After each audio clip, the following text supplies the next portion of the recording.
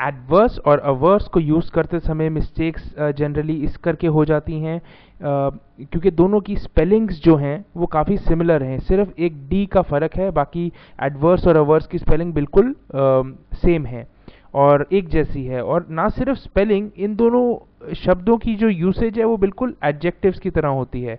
दोनों ही एडजेक्टिव्स हैं, विशेषता बताते हैं एडजेक्टिव्स। और ना केवल एडजेक्टिव्स, ये नेगेटिव एडजेक्टिव्स हैं, तो नेगेटिव विशेषताएं बताते हैं, नेगेटिव विशेषताएं बताते हैं। तो इसी वजह से काफ़ी लोग इनमें कंफ्यूजन हो जाती है यूज़ करते समय। तो पहले मतलब समझते हैं, इससे हमारे को काफ़ी क्लैरिटी मिलेगी।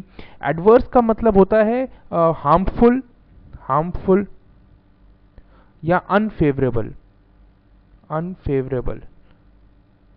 जो आपके फेवर में नहीं होती चीज़ें। और अगर इसका एग्जाम्पल हम एक देखते हैं तो Amit passed his exam despite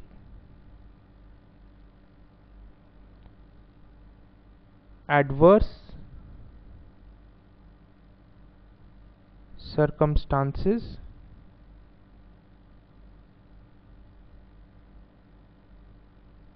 at home। तो बेसिकली हमने लिखा Amit passed his exam despite adverse circumstances at home. तो घर में काफ़ी डिफ़िकल्ट भी एक इसका आप मीनिंग बना सकते हैं, डिफ़िकल्ट। तो डिफ़िकल्ट सर्कमस्टांसेस के बावजूद अमित ने एग्ज़ाम पास करा। तो इस तरीके से हम एडवर्स शब्द का इस्तेमाल करेंगे। एक और एग्जाम्पल देखते हैं, Abhinav Bindra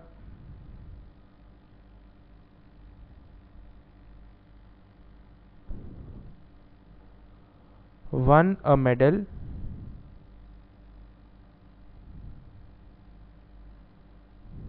medal in the Beijing Olympics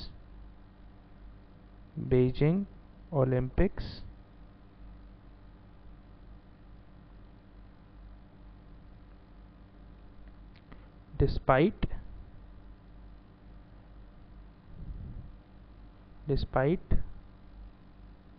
not being used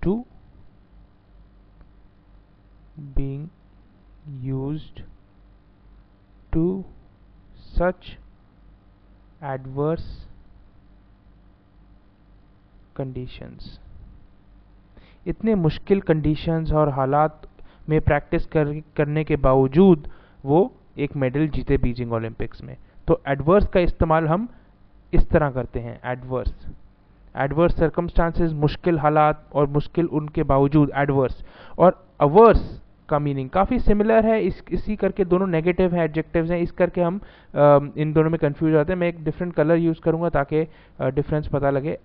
hours होता है किसी भी चीज़ के लिए, वस्तु के लिए या किसी पर्सन के लिए डिसलाइक होना। डिसलाइक काफ़ी स्ट्रॉन्ग वर्ड है, तो मैं एक उसके लिए बेटर वर्ड बोलूँगा डिसइंक्लिनेशन होना, डिसइंक्लिनेशन। और ये हमेशा टूवर्ड्स होती है, डिसइंक्लिनेशन टूवर्ड्स अ थिंग और पर्सन। ठीक है, इसका एक एग्जाम्पल देखते हैं, I am averse to losing a game. मैं कोई भी गेम खेलता हूँ, मेरे को हारना पसंद बिल्कुल भी नहीं है। तो हम तब अवर्स इस्तेमाल करेंगे। अगेन नेगेटिव है, नहीं का इस्तेमाल हो रहा है, तो हम अवर्स यूज कर रहे हैं नेगेटिव एडजेक्टिव्स की तरह। पर इसका मतलब क्या हुआ अब, और ध्यान रखें अवर्स के बाद हमेशा टू का इस्तेमाल, जनरली अवर्स टू आता है। किसी you are always averse to some certain thing or a person. If you are averse to a person or a behaviour, you are averse to a thing, I can not stand him. आप बोलते हैं English language में कई बार बोलते हैं I can not stand him, I am averse to such behaviour. तो इस तरह से आप इनकी एग्जाम्पल्स इस्तेमाल करेंगे अवर्स का। एक और एग्जाम्पल देखते हैं, आई एम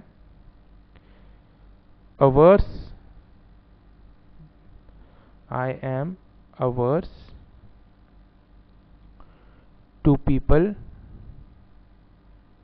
who अब्यूज, जो गाली गलौज करते हैं मेरे को वो लोग बिल्कुल नहीं पसंद। ये एग्जाम्पल आपने यूज करा और इसमें आपने अवर्स का इस्तेमाल करा है। अवर्स आपको वैसे लोग बिल्कुल पसंद नहीं है, तो फर्क ये है। और अवर्स जनरली आप ध्यान दीजिए, अवर्स के बाद हमेशा टू इस्तेमाल होगा, जबकि एडवर्स में नहीं होता। और एडवर्स होता है कोई सिचुएशन जो कि बड़ी डिफिकल्ट हो या अनफेवरेबल हो और हार्मफुल हो। तो इसका फाइनली इस एग्जाम्पल को देखते हैं। Amit passed his exam despite adverse circumstances, और एडवर्स के बाद प्रेपोजिशन नहीं आता, और अवर्स के बाद प्रेपोजिशन आता है। आप देख ही रहे हैं इन दोनों का इतना सिमिलर स्पेलिंग है कि मैं बोलते हुए भी कई बारी टंग स्लिप हो जाती है।